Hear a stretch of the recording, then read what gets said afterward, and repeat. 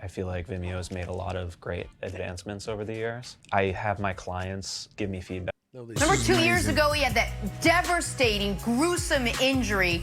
17 surgeries later, he got sepsis, it was infected. They talk of amputating his leg. They said he might never walk again.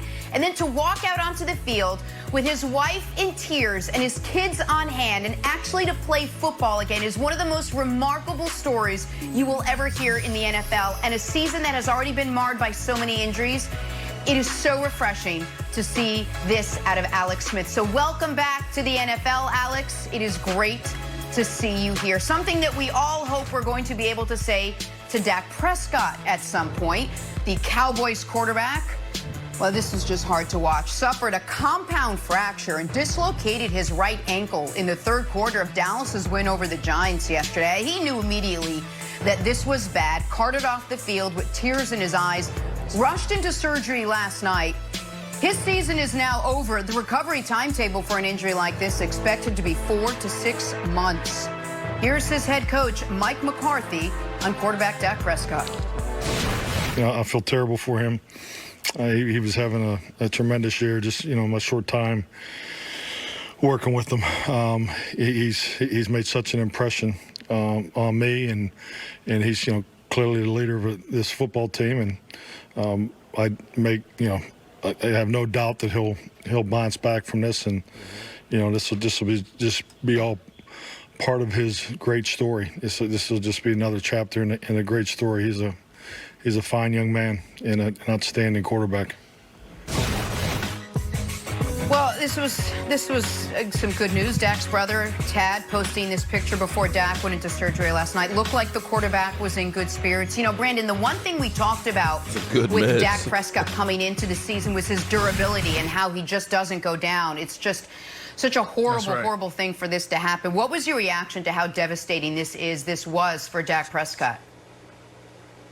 Well, first of all, my reaction watching the game live, I was sitting there and I had my wife and my 3 children all at the kitchen kitchen counter. And I just screamed, yeah, there you go, help me out there. And I just screamed. I screamed so loud that my 5-year-old daughter started crying. And she looked at the TV and she saw his leg hanging to the side, and my wife immediately grabbed her and she said, baby, remember, this is what happened to Daddy when we were living in New York. Remember, and Daddy was okay. He got surgery, and then, he ended up being okay. Dak is going to be okay.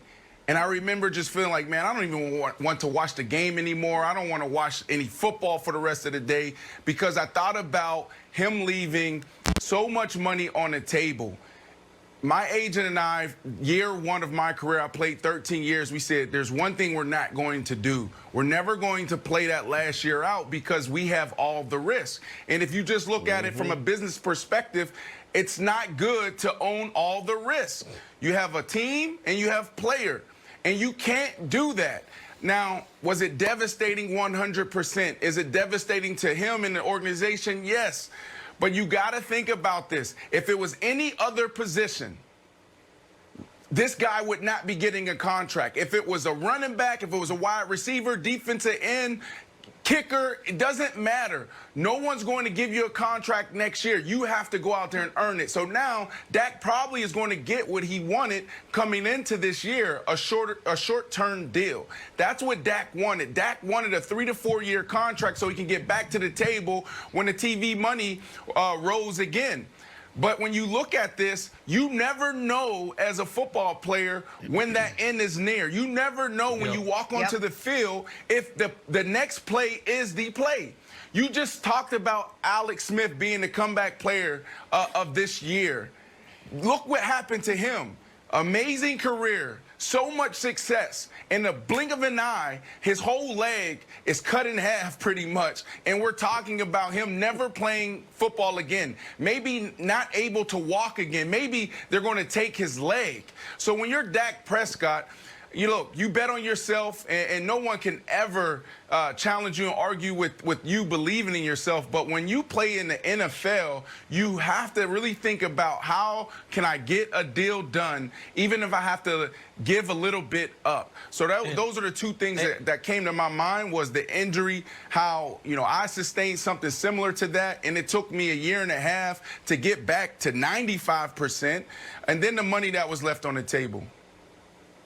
So as far as the contract goes, Brandon, my initial reaction was similar to yours, but in a slightly different way. Well, hello, friends. Mark Holmes here with my buddy Cowboy Joe Boo, as well as Joe Bear in the house. And as always, I want to thank you guys for watching, commenting, subscribing, and being part of the Joe Boo Sports Report. Without you guys, this literally does not work. And I got this thing too close to my face, E2. Welcome, my man, E2. E2, how you doing tonight, man? What's going on? What's going on? Man, let's get open for business here, and let's wake up the football gods. It is a sad day, sad day. Okay, now, let me clarify a few things. We've had some issues with some moderators, moderator on moderator crime, okay? Mods, I want you to take care of personal attacks of people, okay?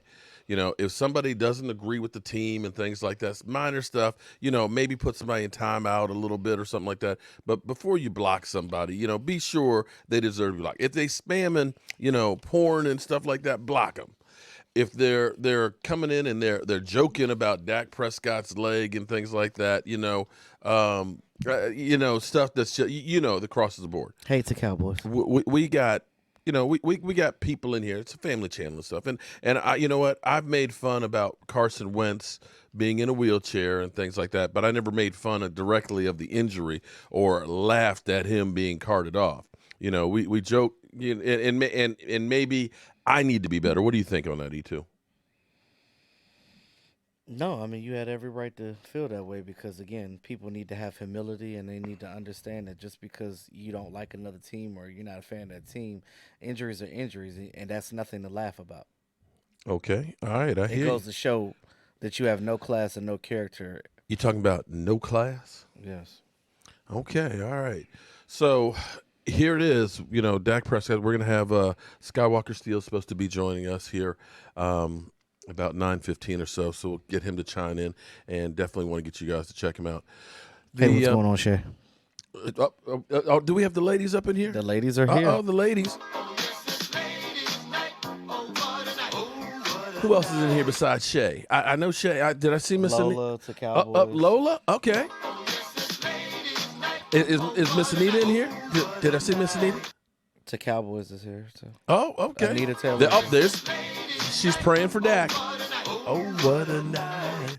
I better not play these too close together. It might get me. But for all the ladies, much love for all you ladies and stuff. All right, so I appreciate everybody that's doing super chats and stuff like that. We got a lot to talk about.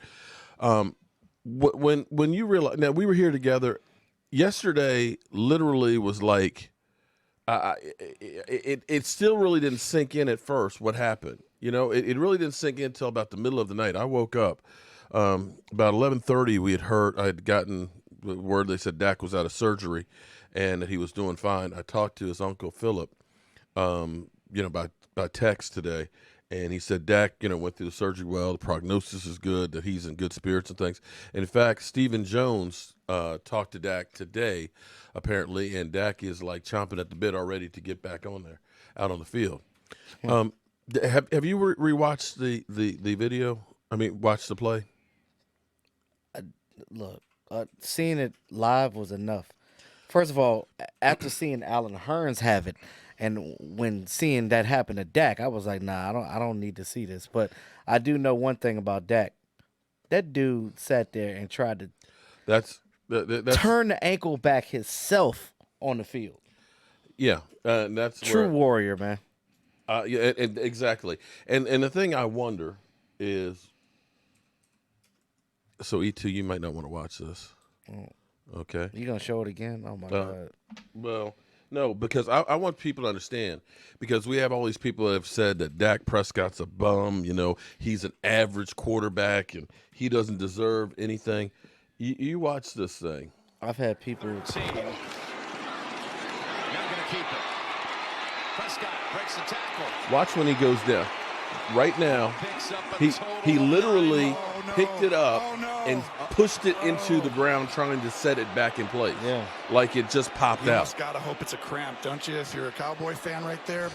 But, you see the bone. Does not look good, Jim. Oh, my God, Mark. Please stop. Oh, no. Oh, you can just see that at the bottom.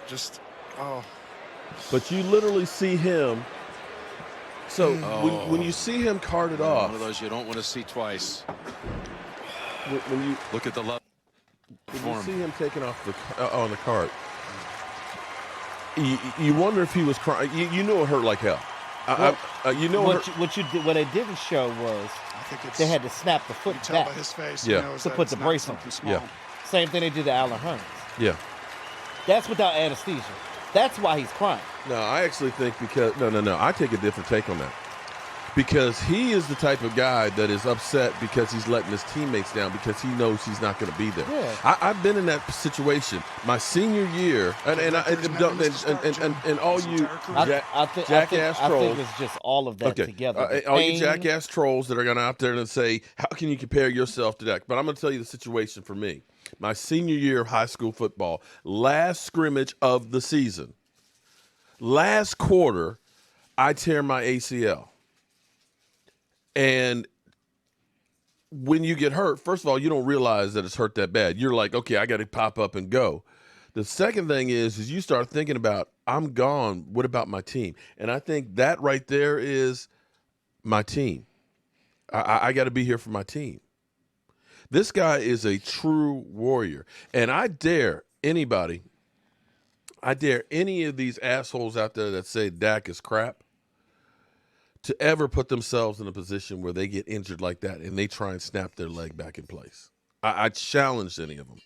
Because for me, Junebug, thank you very much for that super chat. I've been there playing football, high school and college. Nothing like what these pros do. What they do on a weekly basis to stay on the field is inhuman. And, as much as crap as I give Carson Wentz and everything else, I know he's been through holy hell between the rib issue, the hand issue, the back, the knee. It's just not – it's crazy. And we have the nerve to make fun of it or, say he's a bum, he's always hurt. We got to stop this stuff. You feel me on that? Yeah. It's kind of – it's sad. And that's the part about football that you hate. That you absolutely positively hate, that happens is players get hurt, but football just goes on. And like you said, you go out there, you never know if it's going to be the last play of your career. And that's right. So you got some of the trolls out there that are saying, Derek Young, what's happening? Jesse, how are you doing? Austin Edwards, what's going on? James Thornton, Cowboys, yeah. Crawford McGee, Tuck, Cowboys. Oh, there's Sarah Green. Uh-oh. Oh, what a night. What's up, Sarah? How you doing? And no, guys, I'm not getting the song for you. I'm not dancing for you guys. So don't even start it, okay? That's the hard part about football is you're always one play away. And so when all these people were like, Dak Prescott, don't pay him and stuff, this is the reason why you try and get that contract because, if I get hurt on the job, well, no, I'm self-employed, so it doesn't matter. I'm basically like an NFL player. As Mario, there's Skywalker. Do we have Skywalker Steel? Hold on. Let's see if we got him. Skywalker. What's going on, man? Hold on.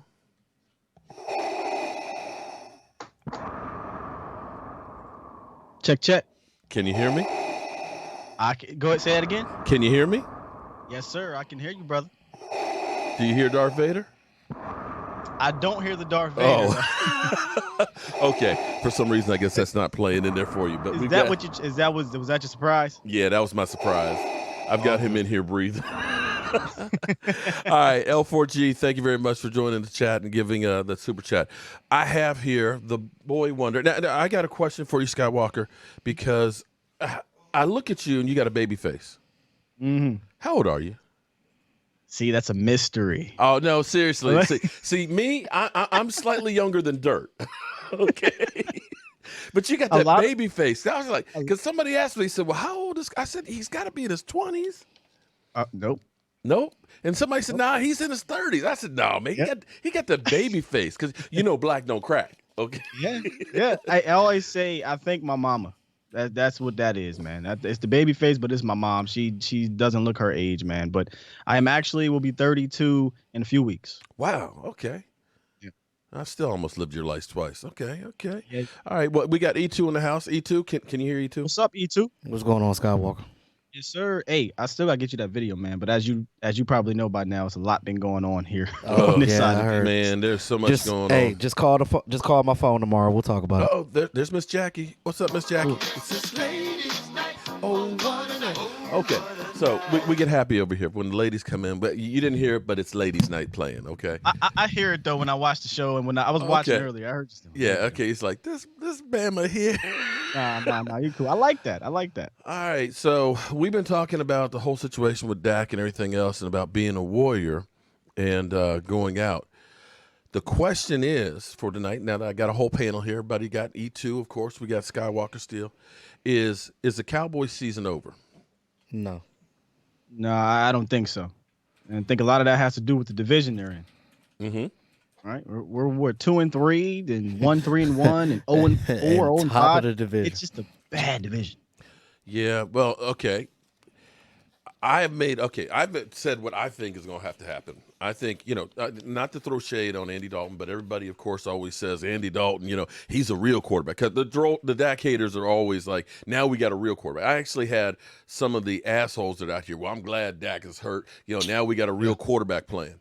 Wow. To me, Andy Dalton is a pocket quarterback. Andy Dalton, there's some things that you won't be able to do that you could do with Dak, at least in my mind. And I look at straight pocket passers right now, and they're becoming like dinosaurs. You look at Phillip Rivers right now with the Colts.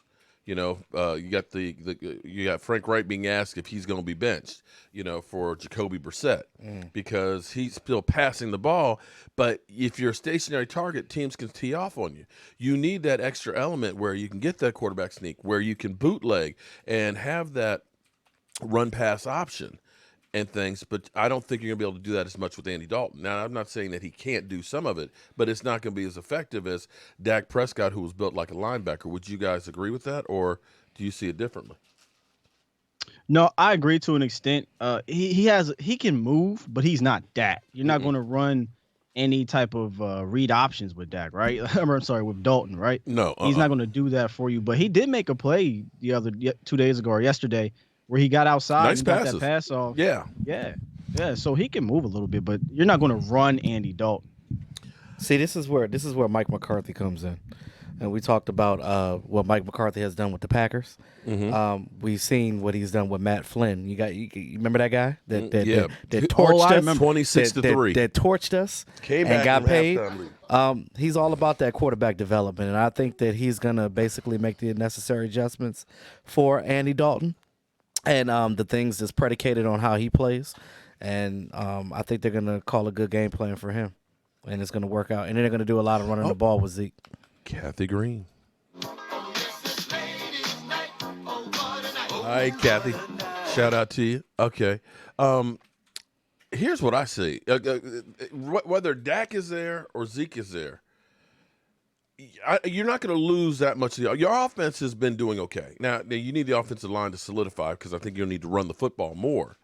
But if our defense can't do better than what they're doing, I mean, think about this. We were talking about the Giants. Now, I know we gave up one score directly. We gave up a turnover on the 20-yard line, which made it easier. But even if you take that away, the Giants still scored 20 points with their offense.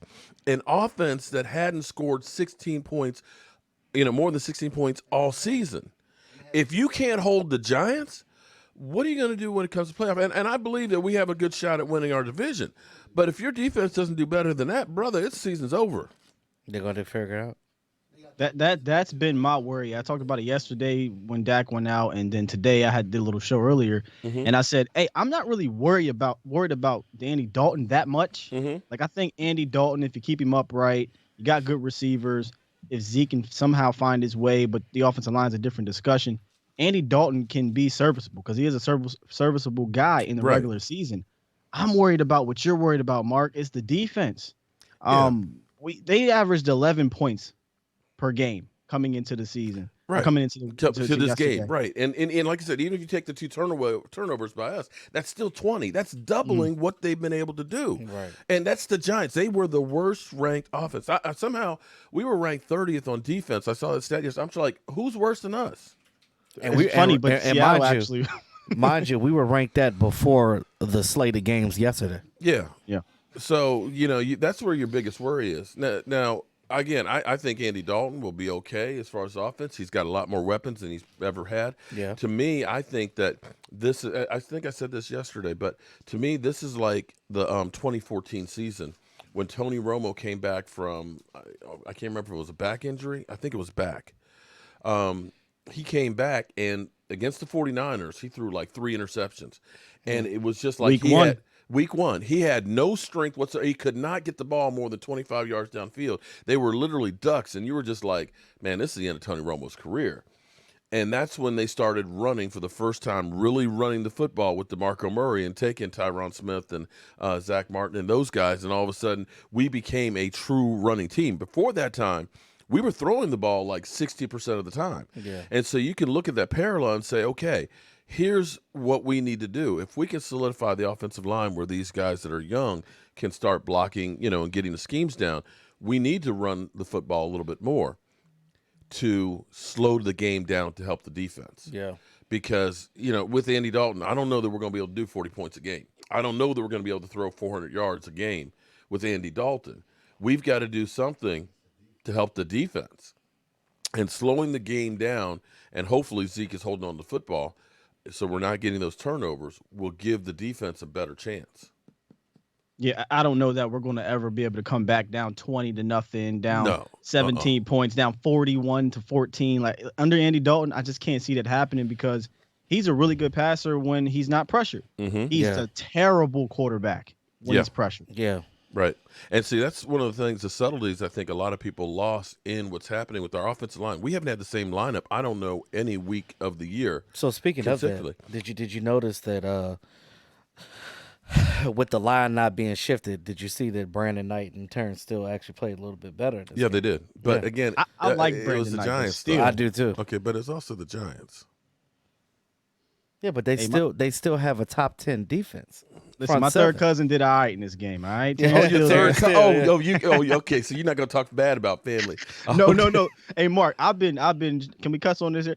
I've been crapping on Terrence Steele all season, but I got to give him some props. He played pretty well yesterday, but like you said, it's the Giants. They don't have big-time pass rushers out there. Well, here's the thing and people immediately want to go ahead and say, oh, you're garbage, get rid of them. They are really ready to get rid of somebody at the drop of a hat.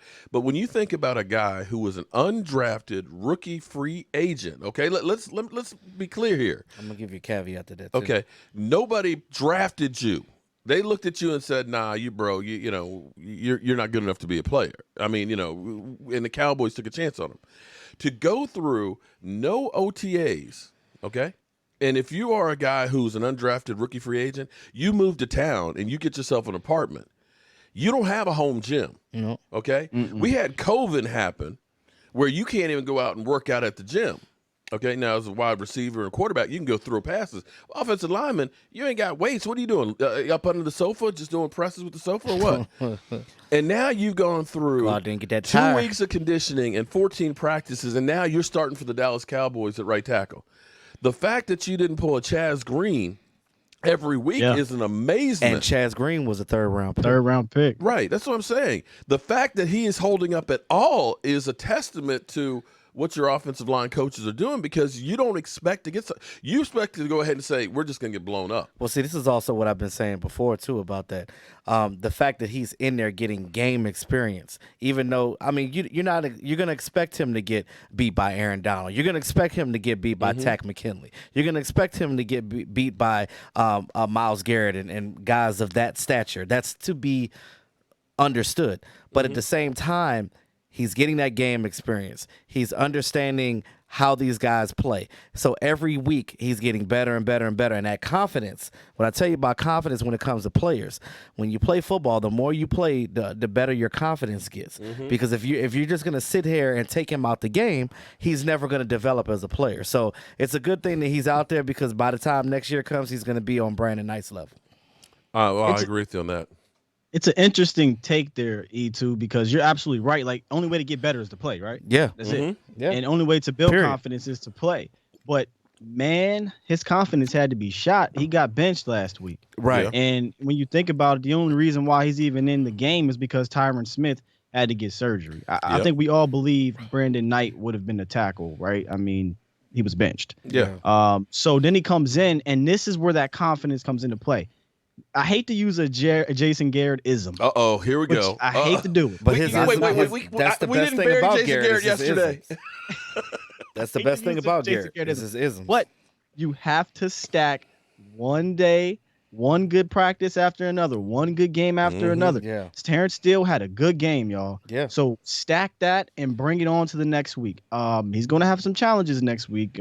Chandler Jones is a problem. Oh, yeah, he's a beast. So they're going to move him around, but let's hopefully he can stack one good game after another and continue to develop. Because like you said, he's an undrafted free agent. He's technically our, tackle 6? Yeah. You know, Lyell, you got Tyron Smith, Cam Irving, Brandon Knight. So he's tackle 5. Remember they And got then your boy. Terrence Steele. Remember they got your boy Mills out there too. And once he learns that playbook and gets out there with that offense, that might help as well too. Yeah. Oh man, one thing I do miss about the old regime is that they seem to kind of find a good middle ground on swing tackles. This year it's been rough. It's been rough. Well, the hard thing, again, and this is where, everybody keeps saying, oh, well, get rid of this guy and bring somebody else in. Problem is you just don't have enough time to coach people up. You don't. See, now, to me, if you look at 2015, Tony Romo gets hurt 3 games in, and all of a sudden everybody understands the season is screwed up. Okay, you're gonna lose the season. So that kind of gave Jason Garrett a red shirt season. And that's where I think now all of a sudden you're playing. I even called it in my video. I think Mike McCarthy and crew are playing with house money now. If they do real well, great. But now's an opportunity. I'm not saying that you tank the season, but you can try some stuff now that you might not have tried before. Yeah, because they're not getting judged off of this year. Yeah, that's what I'm saying. You're playing with house money now. Yeah. You've got an opportunity. And probably Mike Nolan is probably it's like, okay, at least I get a breather in here somewhat. I think. Maybe I'm wrong. I don't know. But, you had the D-Law sighting. Yeah, Okay. he showed up yesterday. I think between him saying that what do you call it? Soft. See, wait, say it again? Soft. No, you were more like soft. Okay. Soft. Yeah. No, SAWFT, soft. So with It a was W, soft. soft. That's from the South. With you got to take him to South Carolina, Sky. Look, you had Michael Irvin questioning his manhood, literally saying Marcus Spears. You literally questioned his manhood and stuff. So he stepped up and getting, another guy who's gotten a lot of grief and stuff and people say is garbage was AB. AB came in, played pretty well. Got that fumble reception for a touchdown. I mean, for us to get a takeaway, are you kidding me? I'm going to watch some more of the tape, but AB, for his first game back, I thought he played really damn good. Yeah. But see, this is the silver lining. We get a Woozier back. Yeah. And then Randy Gregory be there next week. Randy. Well, we'll see. Okay, now you get anything out of Randy Gregory, that's icing on the cake. Yeah, but you can't expect a whole lot from Randy Gregory. Understand this though, and Sky, I haven't talked to you about this yet, but I don't know if you've been watching my channel when I was talking about like Nolan's thing, like he's trying to turn his team to a 3-4, but we don't have 3-4 personnel. I'm right there with you. We're a 4-3 team. There's only 2 guys on that defense that that can do a 4-3. That's Randy Gregory and Alden Smith. That's why Alden knew what to do from break, because he did this with the 49ers. He did this with the Raiders. You know what I mean? So that's why. And if you hear Everson Griffin, he was like, "Look, man, I'm a hand in the dirt guy. I'm not a stand-up outside linebacker. I don't do that." And you look at where it affected the most was Jalen Smith. Our linebackers are hybrid type of guys. They're not like a Cam Jordan or a Demario Davis or a I wish we had what's that dude from the Packers, Smith, Zadarian Smith. They're not guys like that at the linebacker position that can rush the passer. You've seen Jalen Smith get up in there and get devoured by offensive linemen. Did you say get up in there? You got to get up in there.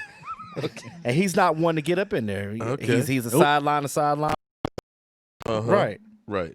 But it's not cut. My hair's not cut, my man. All it is, I put some conditioner in there. It's kind of wet. He curly cued and let it lay down a little bit. It's kind of like soul.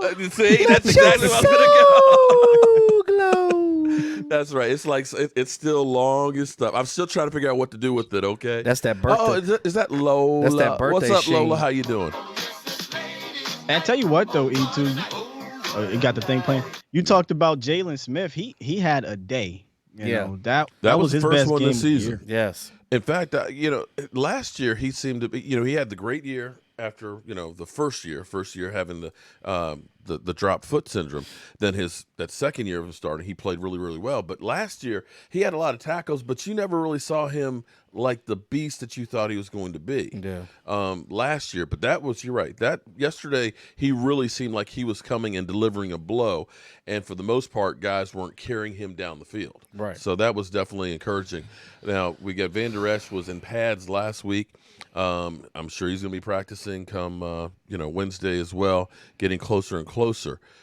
Anybody else scared about him breaking something else? Yes, absolutely. Didn't we go through this, y'all? Didn't Our quarterback Tony Romo. Oh yeah, right. Oh man, he broke it 3 times. Oh, you know, one of the things that I've seen. I don't know how much you guys have been doing social media and stuff, and reading the comments. I've been going through them. There's so many comments. Everybody is coming out the woodwork right now. But you had people saying, let's go back and get Tony Romo. Oh God! I mean, seriously, it's like, oh man, let's get Tony Romo out the booth. It's like, oh my God. No, we joked about that. We joked about that yesterday. Do you honestly think a guy, he can just come back, different coach? I can understand maybe if it was Jason Garrett, but different coach, hasn't played since what, really? No, it's 2014 fantasy. It's a fantasy. But we joked yesterday. We were like, they got Tony Romo's jersey back there in some secret locker area Jet locked D, away. What's up, Tyson? They open the door Crawford. and it's like a bright light. Drones, why have a live chat? Well, because listen, man, we got a round table here. We got a round table and stuff. We're looking at the comments and things too, man. Come on, man. We're doing the best we can. We got a lot of knowledge that we're trying to put on with you guys. So that way tomorrow when you're talking, you say, hey, man, Skywalker Steel was talking about Jalen Smith and stuff and how he's delivering a bow and thing, So we can, make sure that you got all the knowledge. Romo's back is still like Jello. See. Oh, man. Jelly back. I think he's trying to say his back is soft. Soft. Okay. SAWFT. So, in case you guys don't know, we got Skywalker Steel, okay? All right. How did you get that? How did you come up with that nickname? So, interesting. That wasn't me. It was my guy, Big Game James, who came up with, he kept calling me Skywalker because I used to write articles. And I used to be on Facebook debating and stuff, and he used to call me the young Jedi, like he was Skywalker. Okay. And I said, hey, man, I'm going to run with that, but I'm going to call myself, instead of Skywalker, Skywalker Steel, because my last name is Steel. Yeah. Okay. So, all right, that's cool. Shout out to Big Game James. Yeah, so if you haven't checked out my man, so tell everybody where you were located. I mean, where to find you. I am now on YouTube. I'm on Dallas Cowboys Network. You can search Dallas Cowboys Network. I don't know if I can drop the link in here or not. I don't know how that works. Let me see. I might be able to go ahead and pull that up on here. Let's see. Yeah, it's just youtube.com/Dallas Cowboys Network. You might know me from Dallas Cowboys Universe channel, but like me and Mark and E2 probably knows. Yeah. You know, there's Big Red Machine is. They don't like us. It's interesting. That's all I'm gonna say. You know when they feel threatened, they try to bring you down. Hold on. Careful now. You know Google listens to everything, okay? Because I mean, serious. You know, I can sit here and be talking about, I don't know, something crazy. I'm thinking about a metal roof, and before I even walk in the door, I'm getting emails about metal roofing contractors. Did you say you need a metal roof? Right. I'm sorry, Skywalker. What was it? Dallas Cowboys. Dallas Cowboys Network. Me and my guy, the Cowboys Network from Instagram, who I'm pretty sure a lot of you know of. He posts a lot of good quality content on there. We paired up, man. So I appreciate if you guys head on over there and subscribe, check out the content. There's tons of more that are going to be coming, but we're kind of trying to build the brand back up because of Voldemort. That's all I'm saying. I think that's your intro, ain't it? Oh, that is it. Oh, you hear that? I can hear that. You hear? Why does he hear that and not hear the other stuff? Because it's his stuff. That's why. Oh, is that what it is? Okay. All right. You're like, Sky, you full of shit. You know what? I hear that one, but that's right. I heard that one. Yeah, I don't know about that other day, but I heard that. Playing my shit. I know that's playing. That's me. Oh, man. So I'm going to put the link right here. I'm going to post that right here. So make sure you guys show my man some love. There you go. Jet D. See, Jet D. I've got some of the best fans in the world, man, because they take good care of me and stuff. There's Miss Jack, how you doing? And then Lola. Shout out to Jet D, man. Jet D is taking care of business and stuff. So definitely Dallas Cowboys Network. Damn. Yes, sir. Oh, I just want to say, Sky, man, I love what you and Big Game James and Law Nation do, man. Like you're listening to nothing but the best. Like I've been trying to be a part of the Cool Kids Club for a minute now. Shout out to Dave Moore, who just subbed. All right, you know what? We better see at least 50. If you guys love me, show the love to my man Skywalker. We better get 50 subscribers, at least 50. Okay, and that's chump change. It really should be at least 100. Matter of fact. Okay, all right. Yeah, seriously. I appreciate that, man. Come on, man. Take care of my man Skywalker, because we all Dallas Cowboys family. The thing is we may not all agree, with our points of view about players and things like that, but we're all in this thing together for the Dallas Cowboys. Some people have been saying, Dak Prescott stinks. I don't want him. I'd rather have Andy. That's cool. But in the end, the crazy thing about football is it doesn't matter who the players are. The only thing that really matters or stays consistent is that star on the helmet. Yes, and sir. that's what we Absolutely really right. need to be behind, is that star on the helmet. Well, and I'm subscribed. Well, yeah, I went over there, got the link, and I didn't subscribe. I'm subscribed. I just love the community we have here on YouTube, because I had seen somebody, talk about it, I think on another one of your videos, but I personally, and I'm a humble dude, but I'm going to humble brag right here. I think our community is more knowledgeable than some of the people we see on the other networks. Oh, definitely. So, I feel like if you want to get the actual information for your Dallas Cowboys, I think you should come here. And it's so many of us. And me personally, that's where I come. When I was a kid, of course, it was all about the other networks. But as I got older, I'm like, okay, they're not feeding my brain enough. There's got to be something else out there. Because there's a lot of gimmicky stuff with those guys. You know what I'm saying? Well, see, I kind of look at it like this. They get paid for controversy. No. See, I kind of look at it like this, okay? You have a general practitioner, right? You go to the doctor. He got a little knowledge of everything, right? Yeah. But if you got a true problem, like, you need to go see, you got problems with your knee, he going to send you to an orthopedist because he specializes in that particular situation, okay? Mark Spitting. Go ahead. Okay. Yeah, that boy spitting. And see, that's where you look at NFL Network, you look at, ESPN or Fox Sports 1. They're the general practitioner, okay? See, we are the orthopedics of the Dallas Cowboys. See, you got the Jedi with Skywalker. You got Yoda, Mark Holmes, and spreading the mojo, and you got your boy E2 Blue that always keeps it real. Let's be real too, though. It's a little bit of WWF, WWE stuff they got going on sometimes too. We heard what's his name, Dan Orlovsky. I love to get on Dan Orlovsky. Man, that mofo. Oh boy, Dan Orlovsky. Yeah, shout out to Michael Sensen. Thank you very much for that super chat. Dan he's special. I think it paused. We were hey guys, we were this close to getting Orlovsky on the late night hype. Oh, and I think he might have saw how we got down. And he was like, and he was like, you know what? I think I'm busy on this day, and he never agreed to come on the show because everybody was like, oh Sky, you got to give it to him because I was coming at Dan for weeks and weeks. And I was like, if he come on the show, I'll tell him how I saw your old videos. Like, nah, never mind. Well, you know, I always have the Dan Orlovsky where he said Quincy Carter went to the Super Bowl with the Cowboys. It's like, oh, come on, man. And I always have his clip of him running out of bounds. So, you know, I trash him a lot. I definitely trash him quite a bit. But, you know, the thing about ESPN, though, I think when you first get in there, it's kind of like going into a fraternity. You got to get your beat down where you become the whipping post. And I think they brought Dan Orlovsky in to be the class clown and basically have him say stupid things, you know, so that way you get publicity. Because in the end, here's the bottom line. It's no longer about having the facts right. It's about setting a narrative.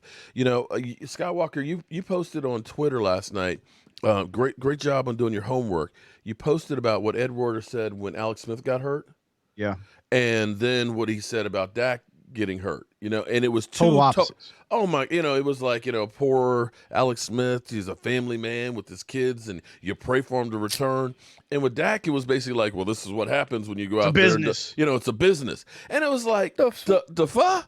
I didn't even see that. Well, no, my Skywalker, if you go through you look at that kind, but that's the whole narrative that it's been about Dak Prescott the whole time that he's been in the NFL. Yeah, I'm actually blocked by Dan Orlovsky, or not, no, blocked by Ed Werder. Oh, he blocked me some years ago because I think it was the time when he was coming at, I think, Dez or something, and I said something. Now, he's notorious for blocking people on Twitter. Notorious. So I had another person on Twitter retweet that, and I saw it, and we all noticed the difference, right? Like Alex Smith, Dak Prescott, two totally different things he said. And what I said was he's showing his true colors, if you know what I mean. Yeah. I don't quite understand why it was all, hey, I feel bad for Alex Smith. I hope he recovers. He has children. He has a family. Get well soon. But then with Dak Prescott, it was, all right, man, see, this is what happens when you take a risk on yourself. This is what happens. But he was having a good year. Yeah. Well, but even so, but here's the funny thing too, though, is when you looked at our games, if you listen to the way they brought across, I think Ed Werder was one of those too. But it was like, well, the Cowboys had 3 turnovers and they ended up losing the game. It's like, yeah, we had 3 turnovers, but you don't remember that we gave up 40 points though either, right? You basically go through and say it's Dak Prescott's fault, and that's what we get with some of these fans out here. They're like, oh, if we tank for Trevor, we're gonna all of a sudden be great because Dak Prescott sucks. And it's just like, I'm sorry, but if you got a defense that right now, I think, what are we at, 35.5 points right now? Yeah. We're giving up on average. I'm sorry, you can't expect to overcome that every week. That's just nearly impossible. Yeah. Yeah, you definitely cannot be a great team or a winning team when you're scoring 30, what are we scoring, about 34 points per game or something like that, but you're giving up 36. Right. Yeah. And I get that we turn the ball over, and that's one of the things I always say about the offense this year. And Dak Prescott, they had to cut down on the turnovers. But what happened when Andy Dalton came in? He almost threw a pick six. The next possession, he fumbled. Right. So this isn't just a Dak Prescott thing. Ezekiel Elliott's fumbling the ball. Dalton Schultz fumbled the ball. Your line is giving up a ton of sack fumbles.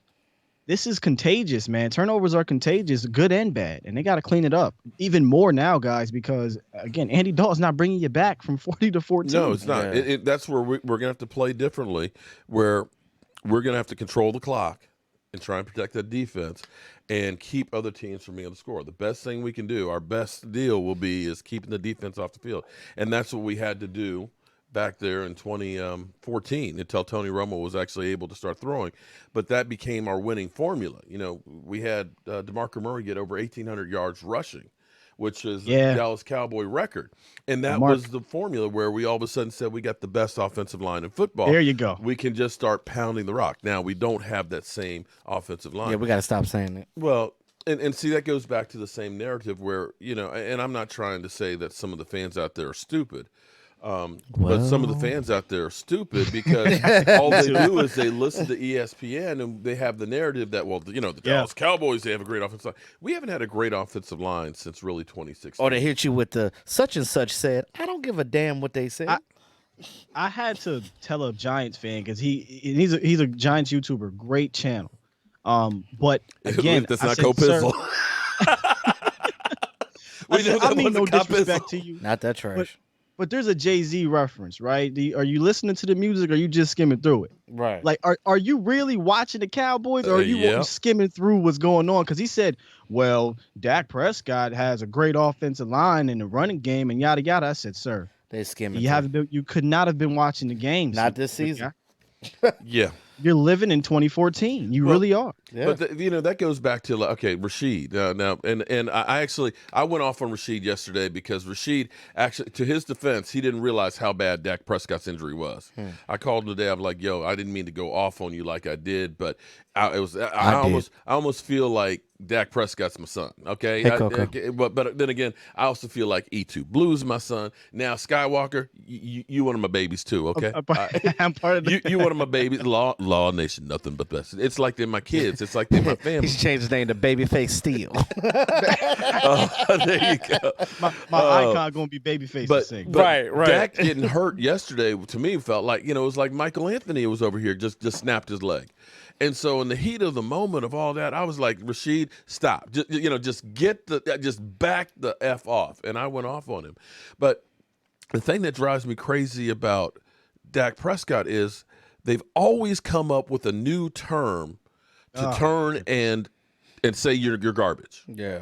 First it was dink and dunk Dak, right? Please tell me what other quarterback they've ever said is dink and dunk. I mean, seriously. Stop showing the play. Dak Prescott is the only quarterback they ever talked about dinking and dunk. You want to talk about dinking? Look at Carson Wentz right now. Right? Yeah. It's so funny they call him dink and dunk. But when you look at career air yards and career yards per attempt, Carson Wentz but it's garbage yards now. Those are garbage yards. Yeah, those are garbage. But this is what I don't understand. He's getting a lot of yards. Oh, they're garbage yards. Those don't count. This is what I don't understand. Dak Prescott, all his yards are garbage yards. First of all, if you know football, you know that dinking and dunking is actually a positive thing. Dinking and dunking is how you open up your offense so you can get passes down the field. Joe Montana, anyone? Come on now. West Coast offense is based. That's Tom Brady. His whole career. West Coast offense is predicated on getting the ball in position for teams Jared players to make it. Well, that's truly. Let's go. Yeah, I mean, so what you're saying, Mark, is that they're pushing the goalposts back. That's what they've done from the minute this man has stepped on the field. Remember, guys, the first 2 years it was, Dak can't throw for 200 yards. Yeah, right. Then he started throwing for 300 yards. Oh, they're empty yards. Empty calories. He can't come back. He can't throw a team back. Well, then he started doing it in 2018. I got one for you. Dak can't carry a team by himself. Well, no quarterback can carry a team by itself. Right. No. Or he's got great weapons. But here's the funny thing about our weapons. Don't want to give him his props for whatever reason. Hold on. Let's go back to the whole thing about weapons. Is anybody talking about Deshaun Watson right now? No, and they should be. Because he's playing like garbage. Are they going to say, oh, well, he doesn't have any weapons now? Because before, people would say, Deshaun Watson, he's head and shoulders better than Dak Prescott. Well, now that he doesn't have Hopkins, what's he doing? Are they 0-5? Didn't they just lose their coach? Did they win this yesterday? I'd argue to find me a quarterback in this era, the last 10, 15 years, that has won a Super Bowl by themselves. It doesn't exist. There is not one single one. Tom Brady's last year with the Patriots was one of his worst statistical performances. You better not say nothing about Tom Brady now. But what I'm saying is he didn't have the wide receivers there outside of Julian Edelman. So again, you need weapons. Everybody does. That's the point. Well, what's lost? Okay, look at Drew Brees right now. In past years, when I've compared Dak Prescott, what he's doing his first 4 years versus Tony Romo or Troy Aikman, it's like, how dare you compare him to Troy Aikman? It's like, y'all really don't know the Dallas Cowboys very well, because those first 2 years of Troy Aikman, Steve Walsh was actually slated to be the starter. Okay, and so when you look at where he was first 3 years to where Troy Aikman was, you have to, you're comparing apples to apples, but fans will go crazy and say you can't do that. And that's where I'm kind of like, even with Russell Wilson. Here's the interesting thing about Russell Wilson is, I'm going to let you go in a second, but Russell Wilson now is a better quarterback than he was when they won the Super Bowls. But they had the best defense in football. Yes. So now that he's throwing unbelievably, making plays that are out of your mind, how much winning is Seattle doing? Without their defense, they're not. They're not. And it's so funny. I was reading your chat here. I'm reading your chat. See, look, Tom Brown. You compare this dude to Troy Aikman. Again, the Dallas Cowboys had the #1 defense, okay, that took the ball away when Troy Aikman was there. Troy Aikman had Hall of Famer Michael Irvin, all-time leading rusher Emmitt Smith, Larry Allen, offensive tackle, guard, in the Hall of Fame. Okay, you got Charles Haley in the Hall of Fame. So yes, I can compare because Troy Aikman only had one season. Excuse me, I'm getting pissed off now. You getting pissed off now when you start talking about my boy Dak. Troy Aikman had one season where he had more than 20 touchdown passes. That is a fact.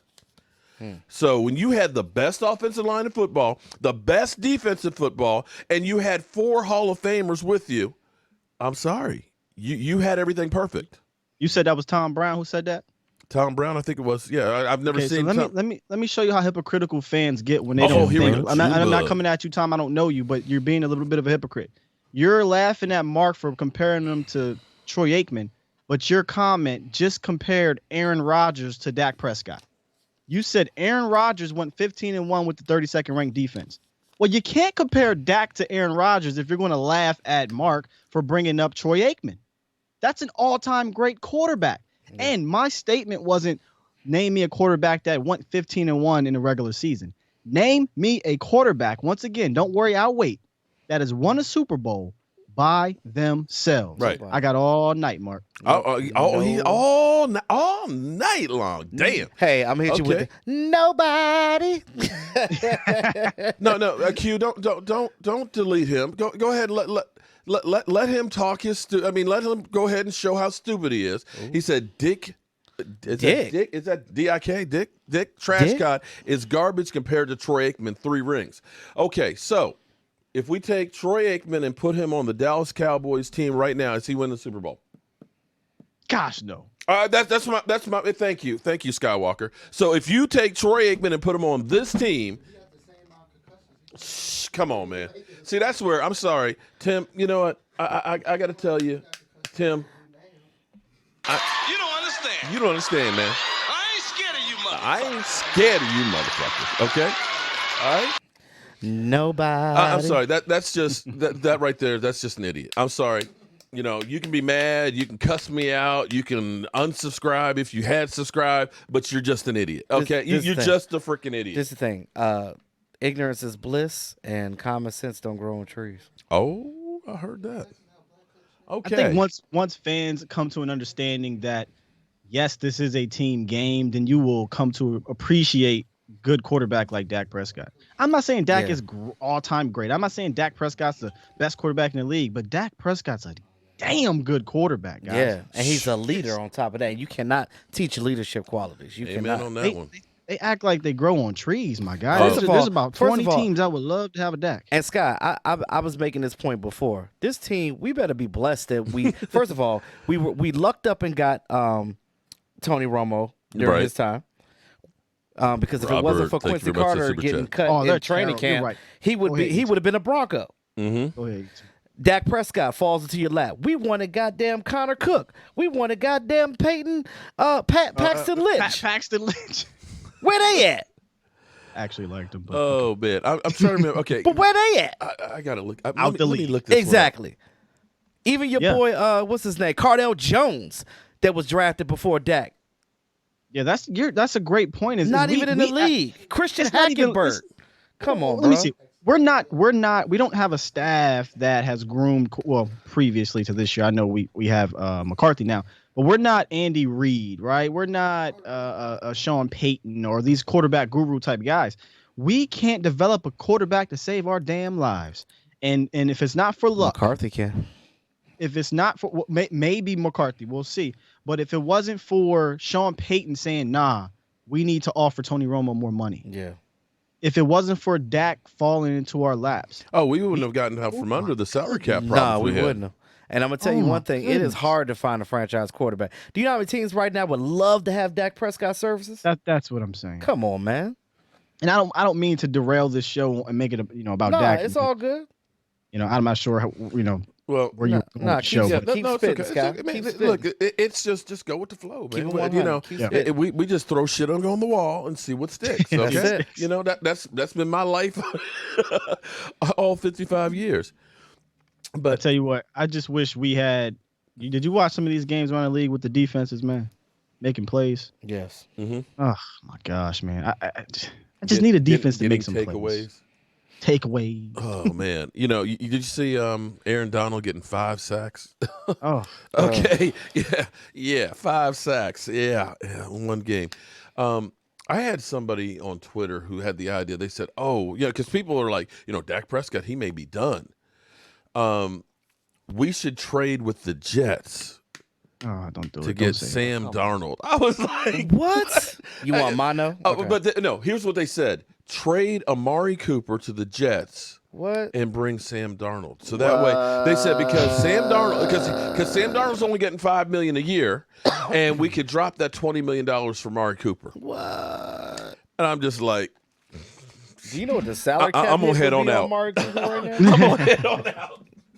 You gonna head on out of your own live stream on that one. I'm gonna head on out on that. I was like, are you kidding me? Oh, damn it, they're ridiculous. Remember when people used to say, I'll take Baker Mayfield over Dak Prescott? Yep. Right? I'll take Baker Mayfield over Dak Prescott. But we're going to see a little bit of a difference. And I still think that we're going to win some games with I do too. I think we are going to. I think the Cowboys actually I think the light bulb went on a little bit on the defense. They felt a little bit better. We'll get some people back. There's that. Wait a minute, we lost. We got Cam Irving, who was beginning to practice, and he's working his way back in the lineup. That may help us. He sucks. Well, okay. Still, it's a body. It's a big body. Them roll with your boy, Steele. Okay. All right. Well. Okay. He should get better as the season goes on. And the thing about it right now is you don't know what you don't know.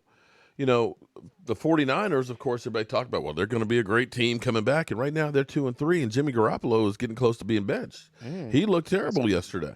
You don't know who's going to get bench him in the game, didn't they? They did, but they're talking about, whether or not he's going to stay on the bench. Well, they need to go ahead and keep doing that because when we play San Francisco, that'll help us out. Well, but see, they're not the same team. So, you're looking at that now. You got like the Cardinals that are 3-2, but you're looking at the teams that they beat. So we've got we got a game Monday night that we should have a good chance to. Huh? They demolished Washington. Yeah, but Washington's bad. Let's call a spade a spade. Washington is just bad. Washington I'm mostly doesn't even worried have a about name. Kyler Murray. Yeah. And D-Hop. Yeah, and I don't know that we're going to be able to have a shootout. Yeah. So I'm gonna say this. I'm gonna say this about Andy Dalton. I'm gonna have a little bit more faith. I'm gonna say that with the because backups don't get reps in practice, so he's gonna have the full time reps. We're talking about practice. Yeah, he's gonna practice. He's gonna have all the first team reps. He's gonna get an opportunity to. Pause that. I'm sorry about that. Damn. He's gonna get an opportunity to get some reps with the first team offense, and I just think that it's not gonna be as bad. It's not gonna be Dak Prescott, like you said. He's not the mobile guy, but if the offensive line can do their thing, I think Dalton will be all right. We just gotta just hope this offensive line holds up. Yeah, if they can hold up, man, you got. I know we talked about trading Amari Cooper, but you got Amari Cooper, you got Michael Gallup, you don't trade Amari you got Cooper. CD Lamb. These guys can get open for Andy, and Andy can deliver the ball. Yeah, that's not. No one ever questions Andy's arm. They're saying he can't make the throws. Andy can be turnover prone at times. He seems to like Gallup. But see, Gallup gonna get some numbers. Here's the thing: is the casual fan doesn't understand cause and effect.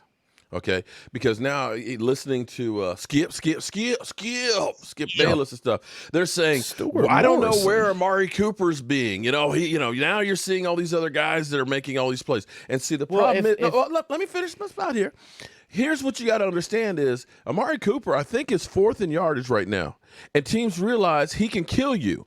Okay, so he's the number one. You're getting double coverage. They're rolling coverage his way, right? You got CD Lamb that's now in the middle, and you're realizing he's a weapon as well. You can't double cover. So you can't double cover both of them. And now you got Michael Gallup on the backside, generally speaking, one-on-one. You take Amari Cooper away, all of a sudden that changes the whole dynamics of the whole situation. It's like Alvin Harper with Michael Irvin. When the Cowboys were rolling, he was hell in the slot. You looked like Alvin Harper. He should be a number one. Well, guess what? Tampa Bay paid him like he was a number one. He got to Tampa Bay, and he wasn't a number one. Yeah. He stole money from them, and then he did what everybody else did. They go to Washington, and they steal some more money. Okay? And again, everybody was like, well, what happened to him? What happened to him was he didn't have Michael Irvin, who was the threat that was getting double covered, where he was getting single coverage. But now that he's got to be the man, he's not the guy. So the fans have to understand that a lot of times Amari Cooper's numbers may not be great because he's kind of a decoy. He's a decoy. He's taking I that said coverage. that yesterday on your channel. Did you? Hey, it's so crazy you said that, Mark. Because everybody kept saying, you know when I do these things, I'm in a trance. I don't realize what happened. Game day, you're all people over the come back and it's like, man, you said what? I said what? What I said yesterday, because a bunch of people in the chat was like, well, where's Amari Cooper? I said, well, he's playing a decoy right now. He's getting bracketed. Right. I said that's why Lamb and Gallup are eating right now. Mm-hmm. And even Cedric Wilson, you see they had him on those screenplays. He was eating yesterday. Yeah. And so you can't cover all of those guys. But if you think that, oh, well, we can just make it with one or two of them, it changes the dynamics of it. And see, that's where I always say it's like death by 1,000 cuts. As a coordinator, you look at it and say, are we going to try and stop Zeke? Are we going to try and stop Amari? Are we going to try and stop Gallup? Are we going to try and stop CD? You can't cover them all. So somebody is always going to be open. Robert Dredd. Always a lady. What's up? Don't wait to that. So wait a minute. Are you playing something there? Wrong one. Forget it. But I was doing. I'm just messing all the way up. Damn. I'm just jacking up on here, man. Just jacking. There we go. Ladies' night for Always a Lady. Okay, so all right, there you go. Get a new DJ. Now, hey. DJ E2. Right. That's what they need. This is broke ass media. We can't afford a DJ. Okay. I love when you say that because I'm like, damn, like I think got a catch to it. What, broke ass media? I love that. It's not just a motto; it's a lifestyle. Because we some broke ass trying to do media. Mark was we trying to piece together, but I still think we do a damn good job. Oh man, Mark was kirking out yesterday. But no, go ahead. Now, Mark was kirking out yesterday. He's like, man, I got to be the chef, the goddamn host. I got to get beers and drinks for y'all. I'm serious. Broke That's the way media. broke ass media. That's the way we roll, man. We broke ass. But, that's the way I have a hard, I'm a control freak, right? Yeah. I have a hard time delegating to other people. It's like, just get out the way. Let me do it, okay? Yeah, you can't do Bone Crusher says I'm getting excited. Man, I'm always excited. I'm always excited when I'm here with my boys. And you guys, man, I live for this. This makes my day on Monday nights. I used to hate Mondays until the Benet Emery show, because we started doing the Benet Emery show, and that, when that finally died, this became what we do on Monday nights. Yeah. But okay, since we want to only touched elaborate on that. Huh? I wanted to elaborate on your wide receiver thing real quick before we move off. Okay. You made an excellent point, and the tape actually proves that point, in that Amari Cooper is not just out there running around, guys. He is I hate to say it, but he is part of one of the main reasons why CD Lamb is so damn open. Yes. He is always open. Facts. Because he's primarily in the slot. He's number one in the league in reception yards in the slot, CD Lamb. Mm-hmm. That is because they don't have to put him outside. I think he can handle it, but he doesn't need to be right now. And if Amari Cooper can, by the way, he's top 5 in catches right now. He's on pace for 125 receptions. So it's not like he's chopped liver. But here's the thing though, when you listen to the talking heads and stuff, today it was like, what happened to Amari Cooper? He's not showing up. Is there something going? And I'm kind of like shit. What do you? I mean, really? And see, the thing is the casual fan that doesn't understand the stuff like you guys do, they'll go through Amari Cooper, man, he's a waste of money. Shouldn't be getting $20 million. It's like, oh my God, here we go again. Twitter would do it to you. A guy came on and said, looks like Amari Cooper is your number 3 receiver. This was like last week. I said, sir, he's number 2 in the league in receptions, number 2 in targets, and number 7 in yards. How the hell was that number 3? Exactly. It's like, just smack yourself, okay? smack yourself again. Smack it. Okay? Because you're stupid. And do it again. Just don't be that guy that doesn't understand the subtleties of football and all. So, our offense, you look at it, the thing that actually I think helped CeeDee Lamb more than anything else, had he gone to the Eagles, and I'm not trying to talk bad about the Eagles, but I'm just looking at their situation. All right. Okay? If you go to a team and you have to be the guy, because let's face it, you get drafted on that team as a wide receiver, you have to be the guy. They need you immediately. You've got all the pressure. But CD coming to the Cowboys, already having Amari Cooper, already having Michael Gallup, who's actually stepped up and becoming a really big weapon, the pressure really isn't in there. You've got other guys that can focus on, whereas defenses can't just roll all the coverage at you because we know you're supposed to be the guy. Yeah, so right. I think that's benefited him more than anything else because you can't cover anybody. Now, moving on to our defense. Wow, viewers, 666. Thank you for that 67. It's the devil. I don't want to see the devil up in here. 666. Okay. Moving on to our defense.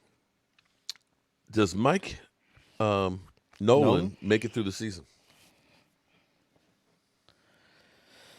I think Nolan doesn't he have an excuse right now, E2? I hate to say that. I hate to use that word, but it's kind of it's called COVID. Victor Westphal. It's called injuries and COVID-19. Thank you very much for that super chat. Right. You already said that they're on house money this year. I said Mike McCarthy's on house money. Okay. I said Mike McCarthy. So it doesn't. Now that doesn't mean that there can't be a sacrificial lamb. Well, this is the thing. Yep. Mike McCarthy hired him as a favor anyway. But I know Mike McCarthy's probably thinking right now, like, man, you making me look bad, bro. Mm-hmm. Because I just don't think they're going to do anything right now because I really don't think changing the coordinator right now is really going to make. Well, I don't know. I'm a little stumped about it because I think my biggest issue with it is the scheme. You're trying to fit a scheme to players where it doesn't work. That's my biggest thing. If he would just allow them to be them, we'll be fine. Well, we know Cowboy fans are impatient. We know Cowboy fans are very impatient. We've had people that literally in the first quarter ready to fire the guy and bring somebody else. If it were up to the fans, we wouldn't have any players on the team. Everybody in here is a bum. Get him out of here and get the next guy in. We know that, okay? Now, generally speaking, you want a coach will get a 5-year contract because you supposedly get time to come up with a plan, get your players that fit your scheme, and hopefully are winning within that first 5 years. If you haven't won in that 5 years, chances are you're not going to win. That's the thing that you look in the modern era. You haven't progressed to the point where you've gotten close. Well, to you actually lose the players after 5 years. They say if you haven't been really successful, you kind of lose the attention of the players, and that's where you need to make a change that kind of brings in a new focus. I thought for sure, and maybe it's happened more on the offense than with the defense. I thought for sure bringing in Mike McCarthy would kind of put everybody on notice that, hey, we got a new guy we have to impress because we don't know what to expect. Well, I think a lot of times with Jason Garrett, you knew exactly what you had to do to get by. Well, McCarthy's not coaching the defense. That's the thing. True. I don't think the offense is the issue outside of the offensive line, and even with that, the turnovers and stuff like that's player execution. MVP next season. Now listen, I went to JMU and all that. Okay, I'm happy that he's on the team and everything else. But do I think Ben DiNucci's going to be an MVP next? Come on, man, put down the crack pipe. First of all, his name sounds like a fire-ass pizza spot. No, Ben was good. Ben, hey. We are going after, man, we going to Ben DiNucci's, baby. We going to DiNucci. Get that pasta bar, right? Hell yeah, man. Where you been, man? We had DiNucci's, man. Come through. I got some Italian in me. That's Italian right there. Oh, man. All righty. So we definitely going to hit the pasta bar. But Ben DiNucci, he's not, JMU. No. I mean, runner-up national championship. Mike McCarthy's going to coach him up, and, But I think that Dak Prescott is still our guy. I think Jerry realizes that, and especially after what happened this year with this COVID and everything, and how the team rallied around Dak. I mean, there's no secret behind the fact that these players don't love him. Look at how emotional these players were after the game. It was like they were drained, but they were like, "Look, we got to do this for Dak. Let's suck it up for this time, get this W, and get the hell out of here." True on that. Well. But you had asked, will Mike Nolan make it through the season? Hey, again, I asked you, E2 and Mark, does he have the excuse or the reason? Sure, he does. But like you said, I think somebody's going to have to fall on this sword if the defense does not pick back up. It's going to be him. Now, well, you know what? I tell you what, here will be the caveat. Because we already heard the rumblings from the players. You know, Jalen Smith saying it's too complex. Maybe we just need to simplify it and things, right? Well, Jalen ain't. Okay. I think what he meant by that, if you end up having a wrong, well, no, if you have the player, it'll really be what the players do. The players start falling in line and doing a little bit better. But if you have kind of a revolt that kind of continues, where you're still saying players are saying it's too complex, it's and just they kind of are lifeless, the thing is they don't know. They don't know Nolan. They were used to the and it's the thing, Sky, that I brought to people's attention too. Marinelli's system was the ball, the ball, the ball. Nolan doesn't preach get to the ball. If you notice when they're tackling now, it's just one or two guy. people there. That drives me crazy, we used to be driving to the freaking ball on defense. We're not doing that anymore. So it's just like it's like kids in high school. You give them a little bit of freedom, they're gonna take advantage of that. And that's what they're doing right now. They're taking advantage of the fact that they're not held responsible for the ball because they don't have Marinelli's. Now, granted, Marinelli's system wasn't the greatest because it was repetitive, but his philosophy. The philosophy that he brought was what had these guys disciplined, and we don't have that anymore. Wait. Yeah. Do we have nothing but the best up in here? I know. I keep seeing Law Nation. I keep seeing everybody. Everybody's like, all the cheerleading section. Law. Is Law Nation? Law, are you here? Brother, can you hear me? Brother, can you hear me? There you go. There he is. What's up, Law? How you doing, man? We're having a mad discussion right now on whether or not Mike Nolan keeps his job throughout the season and stuff. But to flip over, and I'm sorry, I'm a little bit crazy here, but I think the Dallas Cowboys, when you look at Dak Prescott's contract, excuse me, his injury, that they say 4 to 6 months. Okay, the Cowboys have to make a decision in February on whether or not he's going to be here or not, by either franchise tagging him again or signing to a long-term deal, because that window starts mid-February, because free agency, of course, starts about the 15th of March. Yeah. So if you're talking about that, you're talking about right when he's the beginning of him actually getting through this injury. He may still be recovering. So I think that the Cowboys end up starting out with that franchise tag on Dak Prescott. Oh. And they have until July to go ahead and get a long-term deal. Because, oh, my gosh. Got to deal with this again. But I mean, honestly, I honestly can't say I blame the Cowboys if they did. Because if you don't know for sure, I mean, let's say, hypothetically say he gets an infection and he's like Alex Smith, and you've signed him now for a long-term deal, that hamstringed the Washington team. Spending $20-some million a year for a quarterback who wasn't able to play. And you're still paying $20-some million, and you looked at it and said, I don't know he's going to be the future. So they spent $70-some million on a guy that's really done nothing. So if you're the Cowboys and you say, yeah, we believe in Dak, but we got to be sure that leg is really healed. If you franchise tag him, you got till July 15th to know if it is the real deal or not. Well, Mark, do you believe anything that comes out of this front office's mouth? Oh, hell no. No. Because I tell you what. I tell you. Here's what I do believe. Jerry Jones. Jerry Jones is like a rabbit at a dog race. The electric rabbit they have that, he jumps out and all the dogs chase after him. And that's how they run, right? Wow, you took it back, Mark. Huh? Took it back. But that's Jerry Jones. Jerry Jones is going to say crazy shit off his head and everything else. And everybody holds on to that. I don't know why. He's old. But still, because he's still Jerry Jones.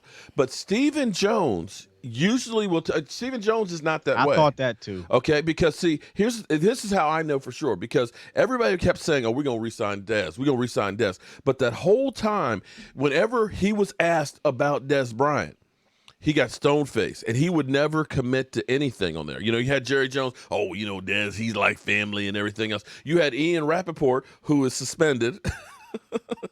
You know why Ian Rappaport's suspended, right? Yeah, the Manscaped thing. Yeah. I got an email about advertising that stuff as well. All right. Everybody. I was like, I ain't doing that. People don't need to know about me shaving myself. It's really weird. But anyway. I mean, It's important, though. Is it? Manscaping? Is it? It's very important. Okay, all right. Okay, all right. Well, It's just is weird. Is it money for Ian Rappaport? His ass suspended for 2 I know, weeks. right? But anyway. So why did he get canned? Was he reporting NFL Network because he wrong tweeted information, or was it? Well, no, because he was. The NFL just said you're suspended for. But anyway, Wow. I don't care about Ian Rappaport's balls. Okay, I just don't. Wow. Okay, but now I lost my way about. Oh, but Stephen Jones. Stephen Jones was always stone-faced about Dez Bryant because it was funny because they were talking about Terrence Williams because Terrence Williams had hurt his ankle or something like that, and he's like, "Oh, Terrence will be okay. You know, he's working out and everything else." And you know, he had a good laugh about it. And they said, "Well, what about Dez Bryant? He's coming back." And all of a sudden, he's like, all the life went out of his face, and it was literally like. Okay. It was like Darth Vader, okay, had come through, and it was just like, well, we haven't made a decision. And so you usually can believe what Stephen Jones says. So when Stephen Jones said, he's our future, and the way they reacted when Dak got hurt, if you looked up in this press box, you saw Charlotte drones all over him and holding, and everything else. It was truly. Like, yeah, they care about the guy. I think they really care about him. They do. You can normally tell more about the organization, what's happening or what's going to happen from Steven. I totally agree with that. And I used to think he was more truthful than Jerry. But Steven is starting to become close to the vest as well now. He speaks in general terms. He's not really giving away too much. And my thing is, if he's I keep hearing this, he's our guy, he's our guy, he's our guy. I don't know a single franchise that says their quarterback's a guy and they don't get it done. Well, but here's the thing. What else can you say? What are you going to say? Oh, well, he's messed up now. We're just going to move on. So, we're going to tank for the season. So thanks, Dak. We appreciate it. Bye-bye. Yeah, you have to say. There's nothing he can say. They said everything they said in the offseason by their actions to me. So now this is where I was getting at. We obviously don't know what's going to happen, but I think a lot of what is going to happen depends on the rest of the season. Yeah. If we are bad, if we are 3-13, 4-12, when we are in play for a top quarterback, you can't tell me it's not going to float in their head. Damn, I can get me a top pick quarterback for 5 years cheap, or I can pay Dak Prescott $40 million a year. I personally think they're going to think about that. Oh, you have to. You have to, as Stephen Jones says, player acquisition is a 365-day-a-year job, and you look at anybody and everybody that can make you better. So, of course, they would have to look at it. But here's the thing that's kind of interesting because I've heard people say before Dak got hurt, we should just let Dak walk and take the money and spend it on the defense. And I'll dare say that, before yesterday, Kansas City's defense, you look at the 4 players that are on their defense currently that were former Cowboys. 5. Is it 5? Okay, 5. Okay, the 5 guys that were former Cowboys that are on Kansas City's defense, which has played really well, don't equal to what you're paying D-Law salary. Think about that. So it's not necessarily about that we don't have the money to spend to get the players. It's a matter of getting the right scheme and the right players to go along with it. You look at our the defensive coordinator for the Colts. He was our special teams coach last year. Colts have the #1 defense in football. So it's not about saying we just got to throw more money at the situation. It's about getting right. Are you talking about Matt Eberflus? Yeah. No, he was a linebacker. I'm sorry, linebacker coach. Linebacker. I'm sorry. Yeah. What did I say? Special? Okay. You said special teams. I'm special. I'm special. I flashed. I was like, keep on Quinn. Listen, man. You got to understand. The special teams is stuck in my head from being the hot man on kickoff coverage. Okay, see, young people don't understand the wedge. My job was to bust the wedge with this thing right here, man. There was no thing about head contact. They had us use our heads as a battering ram. So understand, I'm gonna make some shit fucked up sometimes. What you say, Mark? My head's fucked up. You got to get in there. Yeah, man. Believe me, that head was up in there on that wedge, pow. Just like a battering ram. You see the stars. See, in my day, we used to actually, it was like a badge of honor to see the stars. When, oh man, I saw stars. Hey, look at it. There's the That's stars. why Charles Haley ass crazy. No, Charles was crazy before the stars. Oh, was he? He was. Oh, Charles was just straight up crazy. Straight up. He came out with stars. So, but see, I wish we had a dog like Charles Haley on the defense because, even when you talk about practice, you better make sure that you had your head on a swivel in practice because Charles was going to take it off. Yeah. Oh. In fact, I saw Charles. Charles hit a guy so hard he became a cheerleader. Shit. And that's a true story. Wait, what? Hold on. What? He said, I'm going to stay over here and do this. No, this is a true story. True. Now, listen, I wouldn't lie to you. Okay, so here we are. Harold Floyd. Here we talking about practice. Not a game now. We talking about practice. Okay? I was glad that I was on defense and I didn't have to play against Charles because Charles was mean. Charles would talk trash, and Charles would knock you the F out. Man. So we had a running back. I'm going to use his name. I'm not going to use his name, okay? But he blocked Charles real nice. Knocked Charles down. It was a great hit. And we had this Omni turf. It was the precursor to field turf. Instead of having the ground up rubber, it had sand as a backfill. Oh no. Okay, so you get the strawberries and stuff. So Charles gets up, and he's brushing off all that sand, and he says, blank, I'm going to F you up. Uh-oh. Okay?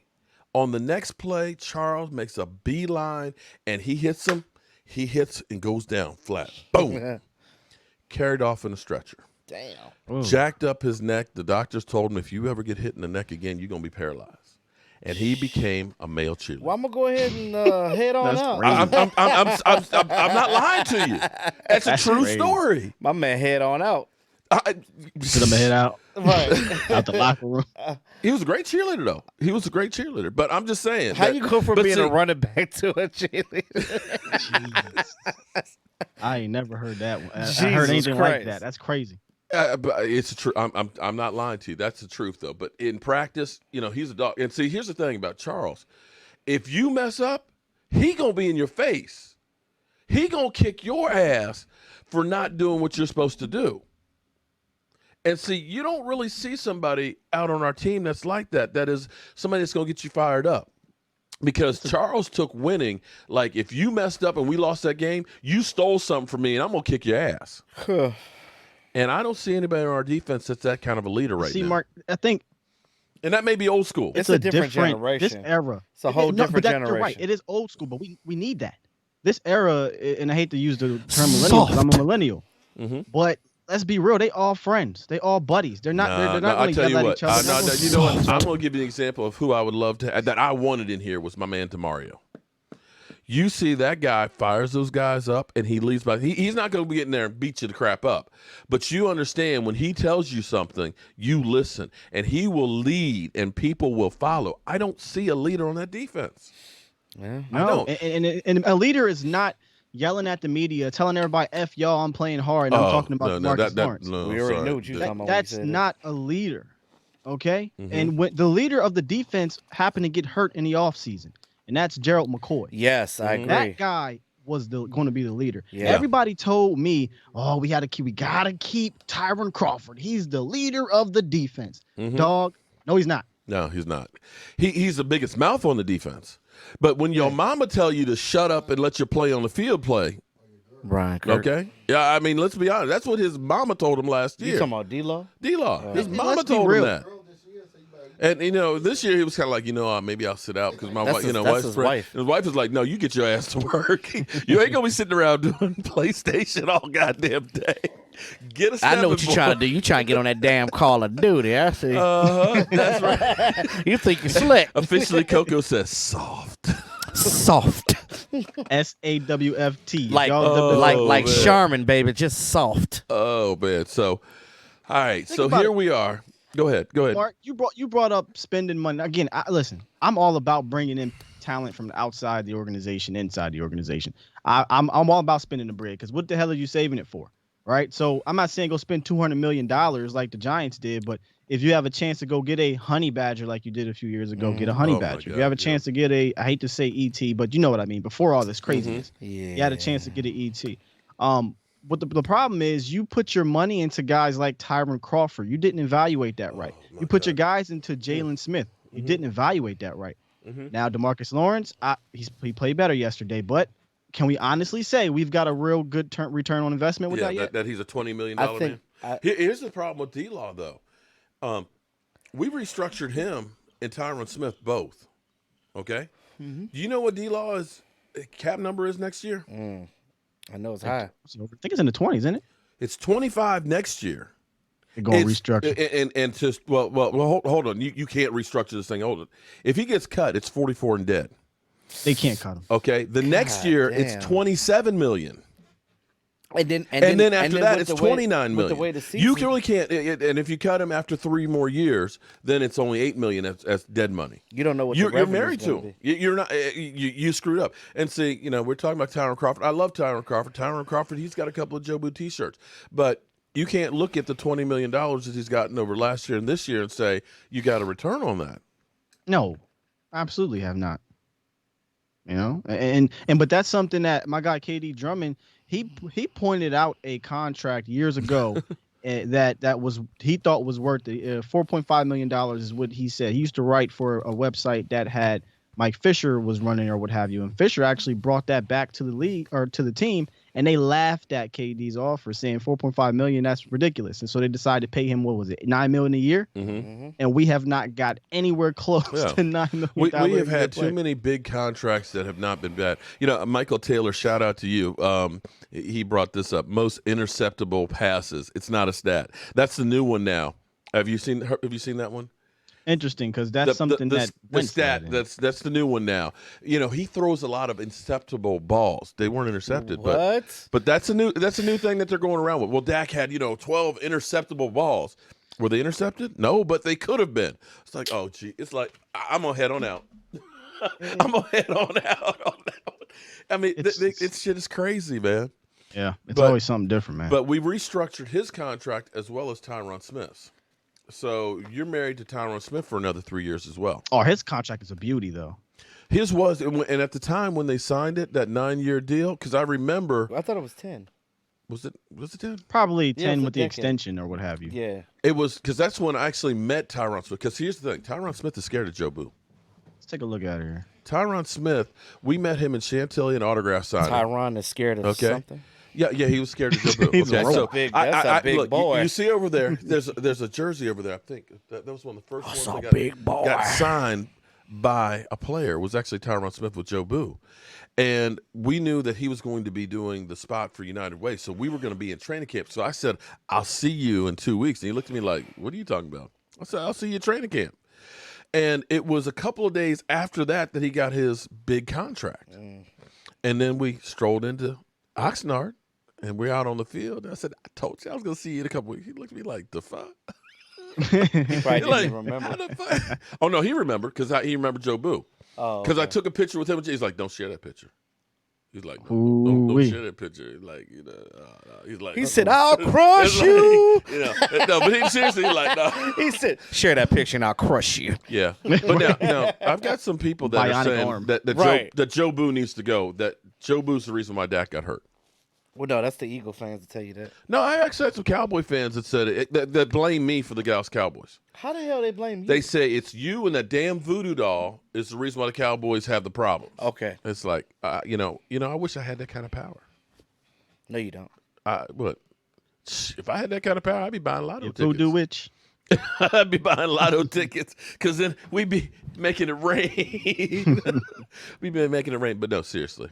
We got fans that just want to have somebody to blame or to they want their pound of flesh, so to speak. I guess. You guess. You're not sure? It's the goalpost, man. They push it all the way back. Man, at this point, just take the damn goalpost out the damn field and carry it to your crib because y'all going to continue to keep pushing it. Right. No matter what he does. Right. Well, so, they're, like I said before, they're not going to give him his props. They never will. Well, the man broke his ankle and he still can't get no respect. Hold it. Broke his ankle and tried to put it back so he can continue to play. Okay. A straight warrior. Yeah. You don't miss the water till the well runs dry because you have people now saying, well, where's Chris Richard? We have people saying, well, maybe we should bring Jason Garrett back. Where is Chris Richard? Did he disappear off the face of the earth? Yeah. Because I certainly haven't heard anything about Chris Richard. I don't think he's in the league. I don't think he is either. I bet you he's laughing his ass off right now.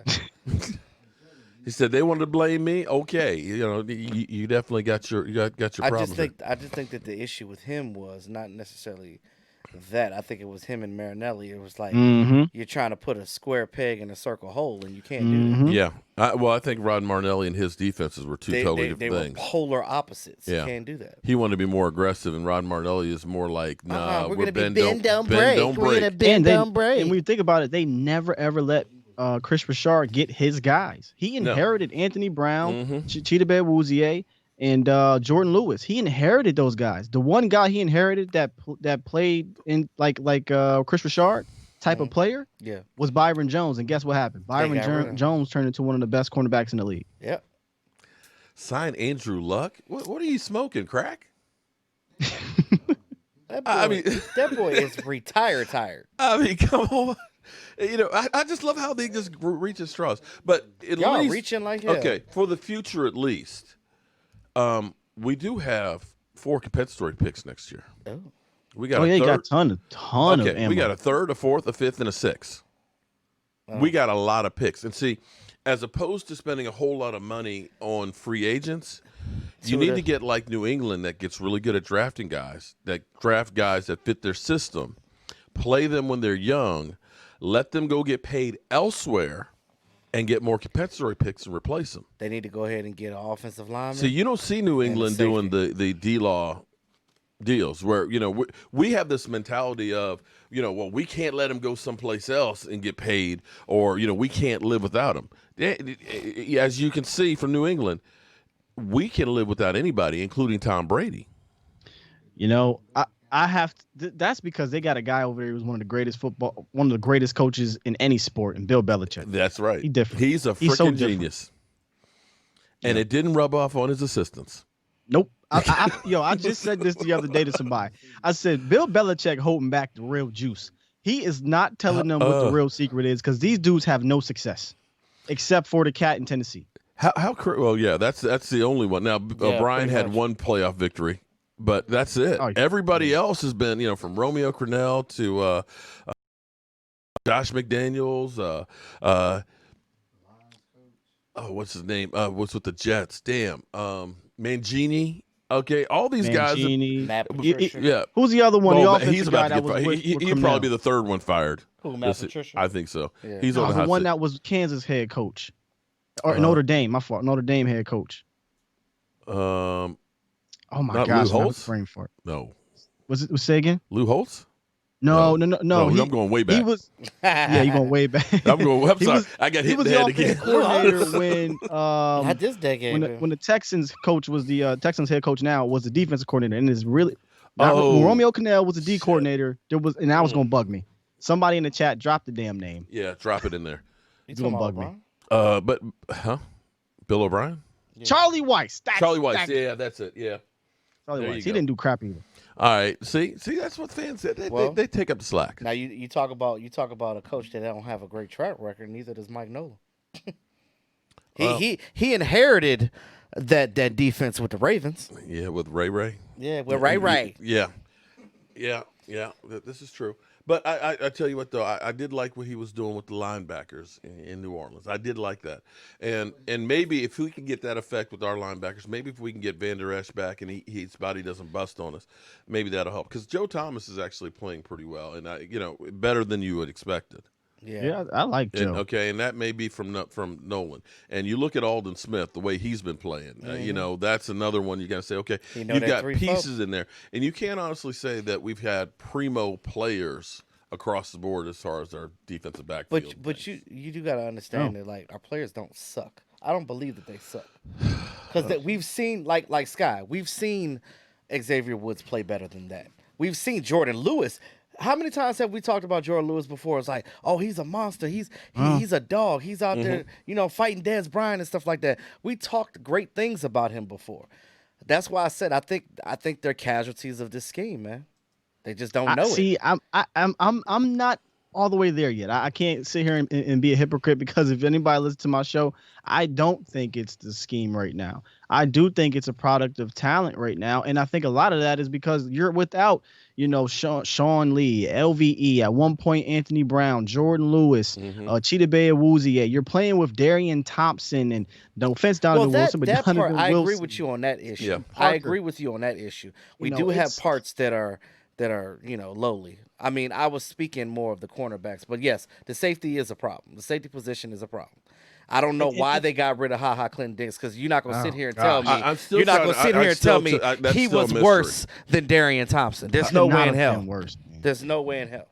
That one is the big mystery for me that I can't understand that one. I can understand if you say he's not, but that who knows? Maybe it was conflict between the coaches and him. That one's just a mystery. Mm-hmm. Yeah, man. And listen, Xavier Woods, brother. I'm out on that train. Oh my God! I think he is what he is now, and what he said last week, Mark. Yeah. Really, that killed man. I looked at him from his college. His college. Xavier lays the wood, man. He seemed like he was always in the right position. He was getting takeaways and everything else. I just don't see that aggression and stuff. And when he came through and said that, I was like, dog. I'm done. You just lost me on that one. Maybe players don't like Nolan. I don't know. I don't know. But it goes back. That could be it. Maybe the old school, mentality. But then again, Rob Marinelli, I remember everybody said they'd run through his wall. I don't know, man. Honestly, E2, I don't think we got the players, brother. And this is the thing. I don't think you have the players, and I don't think you had enough time to teach them what you're trying to do. I don't think we'll ever know what the exact truth is, because, again, we're not in that locker room. We're not on that practice field. We don't know. All we can do is speculate at this point. But, I mean, we can use the best educated guess that we can. Mm-hmm. We could be halfway wrong. Maybe we're both right. You know what I mean? I tell you what, though. I think that there is a mixture between scheme and playing ability. But I'm gonna tell you one thing. That kind of makes sense, because you don't have a full off season or even a full year to get your guys to fit the scheme. Right. It's going to take a year or two. Right. And also too, I think more than anything else, that's the biggest thing. And you look at this defensive front. We got good guys up there. Everson Griffin, 8 sacks last year. You know what I mean? Like, you're not going to sit and tell me that these guys aren't good. I mean, they've done great before. So I'm so shocked. It's got to be something. It's a head scratcher. Mm-hmm. It's really a head scratcher. I think more than anything, because here's the way you got to look at it. Because you look at across the board in the NFL, you've got more scoring now than ever. Yeah. Because you can take a quarterback and wide receiver, they can go work out. They can go work on routes and everything else. Dak had a field in his backyard, so you look at the Cowboys offense and say they're way ahead of what you would expect. Yep. And keeping Kellen Moore kept a lot of the same calls. Now, you're seeing the teams that end up having major changes in coaching that are struggling the most because they didn't have enough time to get it together. That definitely helped that offense. Definitely helped the offense. So now you've got a new scheme, new coaches, and you got a lot of new players that are coming from all over the place that have never played with each other. So all that is like a perfect. Now, what'll be have a training camp? Yeah, exactly. Right. Everson Griffin came in, 2 weeks before the start of the season? Yeah. So, and he wasn't working out with anybody. No, nothing. So, you go from going to 0 to 60, and now the NFL, you don't even hit full speed anymore in practice. No, you don't. So you've got all these things. So it'll be how many padded practices in a season now? There's 14 before the season. And you're only allowed to have 11 during the season, and you have to be done with those by week 11. So you're talking about 25 padded practices. All the other stuff is done in OTAs and mini camps, installing all the technique. So it'll be interesting to see, Seattle, of course, they didn't change a whole lot of stuff, although their defense is terrible still.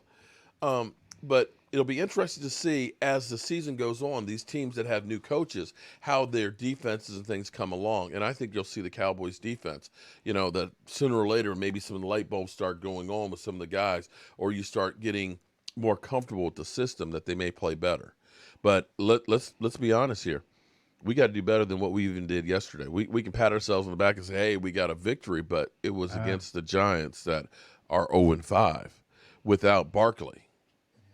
Okay. Thank God he didn't have Barkley, because we were struggling against the run. That's right. Our DTs, and we didn't even bring him up the whole show, but Tristan Hill's gone. Neville Gallimore's a rookie that's not really quite ready yet. And Dontari Poe, he literally is taking up space, but that's all he's doing. So our defensive tackle. Nick Rich, Jackie, they're acting like Dalton wasn't fired. Oh, I thought you said like Dalton. Okay, never. Wasn't fired from his last job. Yeah. Andy Dalton. Yeah, let's be clear. Andy Dalton lost his job on a team that had 2 wins. Yeah. And this was, let me see if I can find this too. This was actually an interesting take that makes you kind of go, wow, okay. Let me see if I can find it. Screenshots. You got a lot of people that put Andy Dalton on a pedestal because Dak Prescott. Oh, they do. They swear that he's like Joe Montana or something.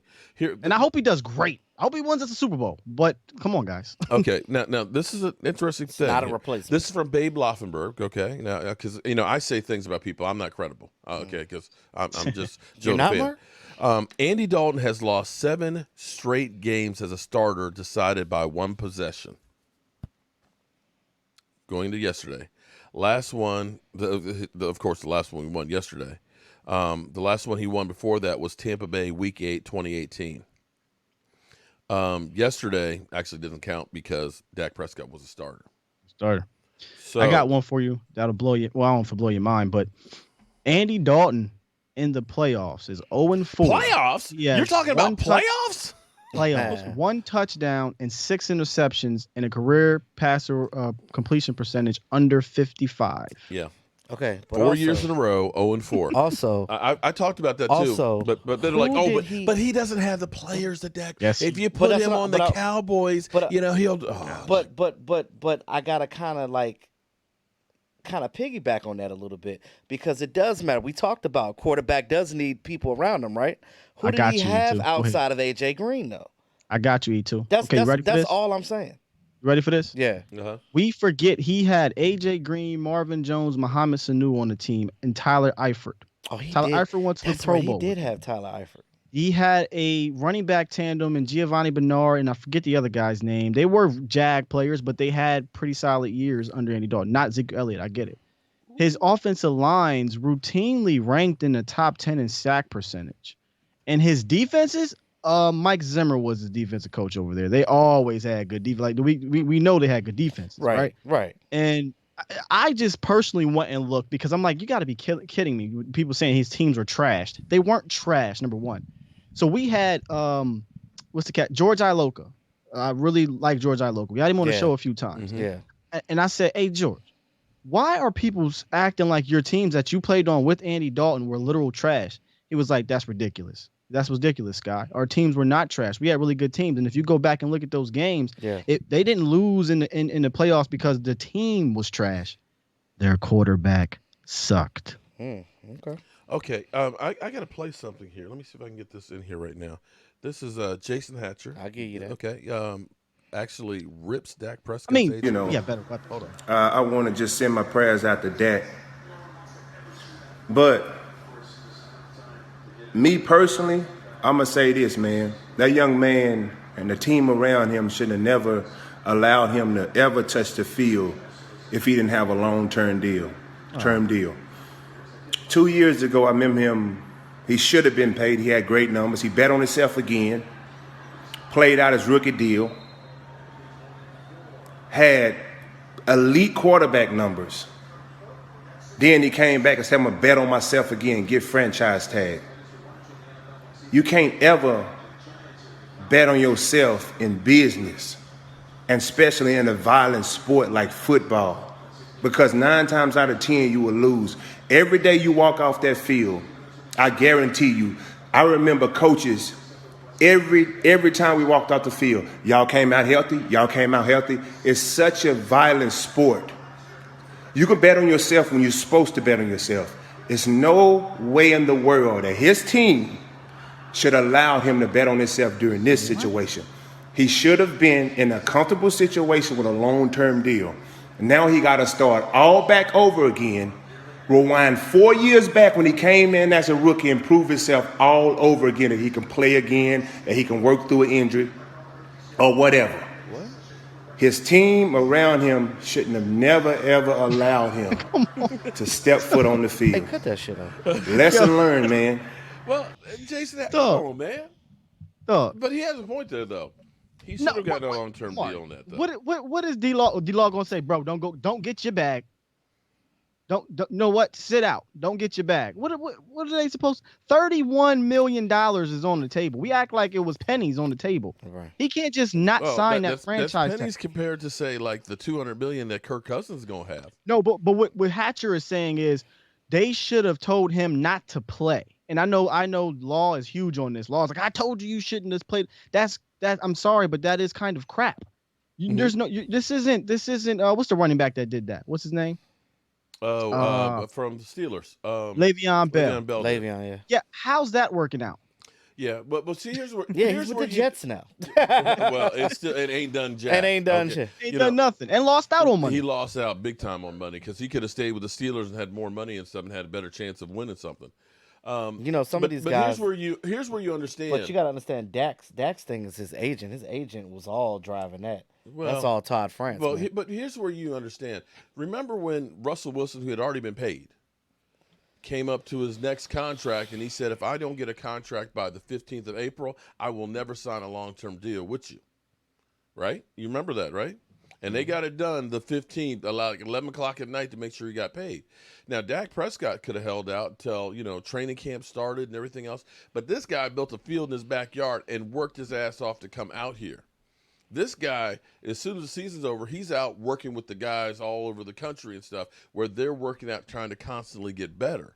This guy literally got thrown under the bus with the anthem protests standing the company line. Okay? This guy has done everything you've asked him to do and was constantly underpaid. 4 years, got $4 million. And you look at a guy like Kirk Cousins, who is garbage, who can't win in the fourth quarter. Right now, he is guaranteed to already have made $200 million in his career. You look at somebody like Sam Bradford, who took $125 million. Okay? So let's be real here. Cowboys got a hell of a bargain. A hell of a bargain. And kind of like you've seen the movie Glory. I don't know if you guys have seen Glory, one of my favorite movies, okay? when they go to get paid and the black soldiers find out they get half of what the white ones are. The famous Old Abe got himself a hell of a bargain because the black soldiers take a bullet just like the white ones for half the price. And that's Dak Prescott. He's been taking the bullets for half the price. Oh, he absolutely got shafted in this whole thing. I think everybody's in agreement with that. But for Hatcher to sit here and say get mad at his teammates for saying they should have never let that. These are grown ass men. He said his agent. He should be mad at his agents for letting him get out there without that contract. Well, his agent is definitely one of the main problems. His agent's not a good agent when it comes to these quarterback contracts. Apparently. Tommy. Yeah. So I said that all off season during this whole time. Well, but see, and a lot of quarterbacks, they would have run like that and they would have slid. But Dak was like, "There's the first down marker. I'm trying to put this team on my back so we can get a win." He's literally trying to do everything out there that he can to will this team to win. And it just sucks for Dak because up until now, like, he has not missed a game in his career. Nope. Durable. Yeah. And, it's you can't ask for a better situation like that with your quarterback because, again, your best availability is your availability. Your best ability is your availability. Yes. Yeah. Well, now, of course, people are going to say, oh, well, I mean, we had people after he hurt his shoulder last year that were saying, oh, well, you can't sign him a contract because, he hurt his shoulder. It's like, I'm like, are you looking kidding for me? every excuse, man? Right. When you said pushing that goalpost back, huh? Yeah. Yeah. And I'm like, have you seen Carson Wentz lately? Oh, okay. So. It's an organizational problem, in my opinion, man. All those other organizations paid their quarterbacks. Yeah. Yeah. Yeah, and then it'll tell you, well, see, and the Cowboys were smart because I'm not probably worried about them paying their garbage-ass quarterback. It's like, it's the market, guys. Yeah. Okay. That's what they don't understand. Market value. It's just like when you go buy seafood.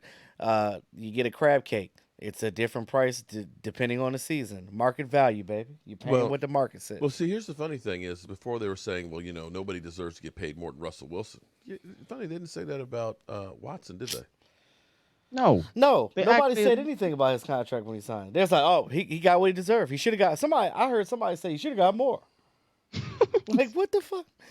As if Watson won the Super Bowls, the MVPs, and all this stuff. He's right in the same team. His playoff record is the same as Dak's. A year, so shut the fuck up. His playoff record is the same as Dak's. So stop. I'd pay him $300,000 a year. Look, you broke ass. You can't pay nobody. Just shut up, man. Freaking idiots. I'm sorry. This is where. Marcus. Like I said, can you hear this? I that about my quarterback. Yes, I can hear it. What was you that? Can hear that? What the hell was that? I was beeping you because you was the sensor. I was like, is that a law? I got some buttons over here too. He got buttons. Okay. Oh, you got sound effects. So you can't. I don't know No, why. I need to go get me a soundboard. God damn it. Well, broke ass media, man. Okay, but anyway, we have actually. Do you realize what time it is?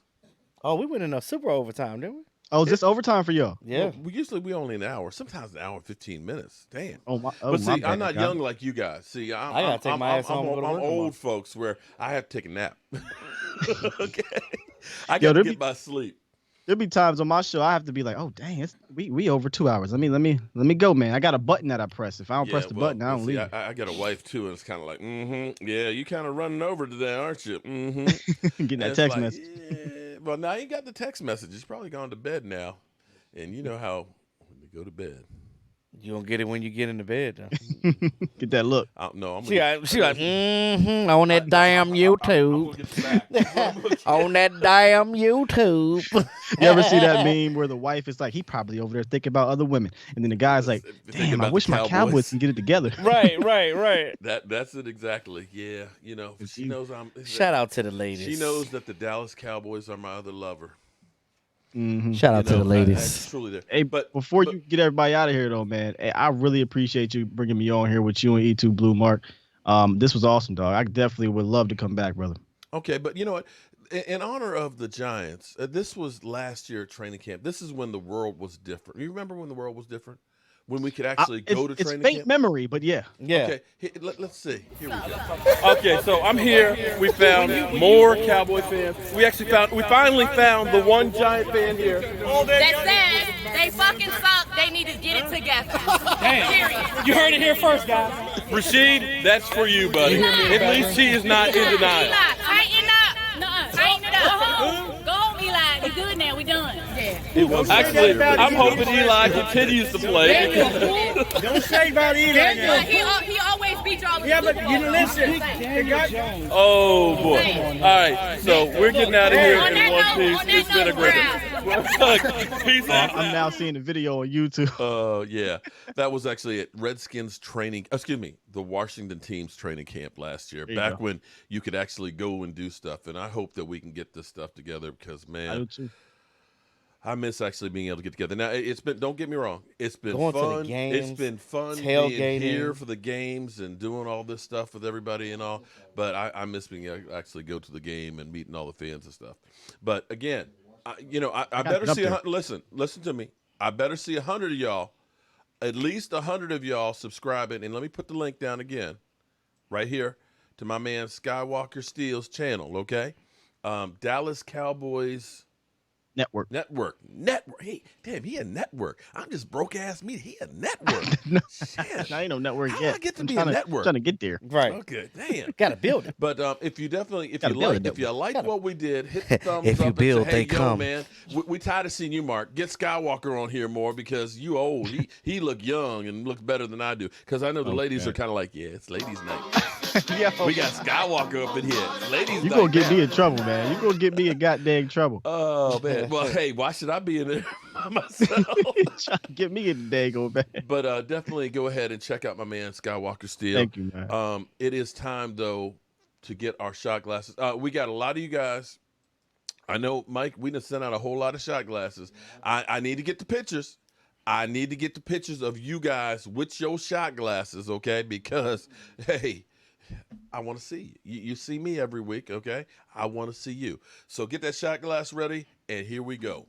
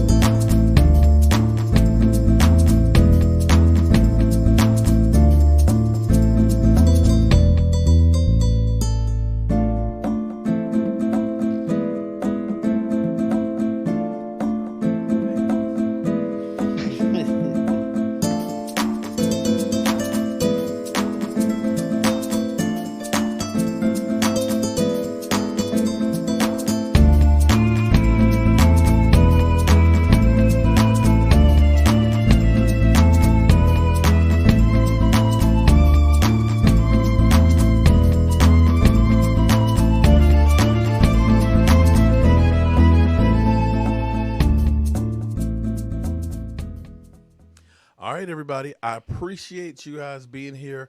Make sure you guys stay safe out there. You know, I always do a ton of videos, so it's not like you won't see me again unless I'm taking a dirt nap. But I appreciate you guys as always. Shout out to my man Skywalker Steel, as well as E2 Blue, falling asleep over there on the mic. I will see you guys. Stay thirsty and keep spreading the mojo. The party's over. They say that all good things must end. Call it a night. The party's over. And tomorrow and next year starts the same old thing again.